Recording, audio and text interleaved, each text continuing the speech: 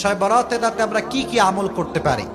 আজকে আমরা জানবো শবে বরাতের রাতের আমল কি কি রয়েছে। শবে বরাতের রাতের ফার্স্ট আমল, আমরা সকলেই সে রাতে বেশি বেশি পাঠ করবো ইস্তিগফার। সকলেই আমার সঙ্গে পড়েন আস্তাগফিরুল্লাহ। আওয়াজ হচ্ছে না, মন খুলে পড়েন আস্তাগফিরুল্লাহ। সকলেই পড়েন আল্লাহুম্মা গফিরলি। আবার মন খুলে পড়েন আস্তাগফিরুল্লাহ। 2 নাম্বার, শবে বরাতের রাতে আমরা কবর জিয়ারত করব। কি জিয়ারত করব?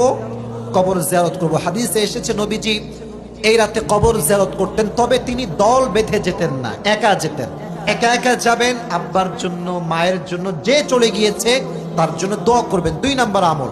3 নাম্বার আমল, যে আমলটি আপনারা করবেন সেটি হচ্ছে শবে বরাতের রাতে সকলেই বেশি বেশি নফল ইবাদত করবেন। কি ইবাদত করবেন? নফল ইবাদত। যেমন আপনি সাদাকাহ দিতে পারেন, রাস্তাঘাটে গরিব দুঃখীদেরকে দান করার দরকারটা আছে না নাই? 3 নাম্বার সর্বশেষ আমল, এটি বলে শেষ করে দিব। শবে বরাতের যে রাত, এই রাত হওয়ার পরের দিনে আমরা নফল রোজা রাখা ট্রাই করব। রাজি আছেন তো ইনশাআল্লাহ? আল্লাহ সবাইকে এই 4টা আমল করার তৌফিক দান করুক। সকলেই পড়না আমিন।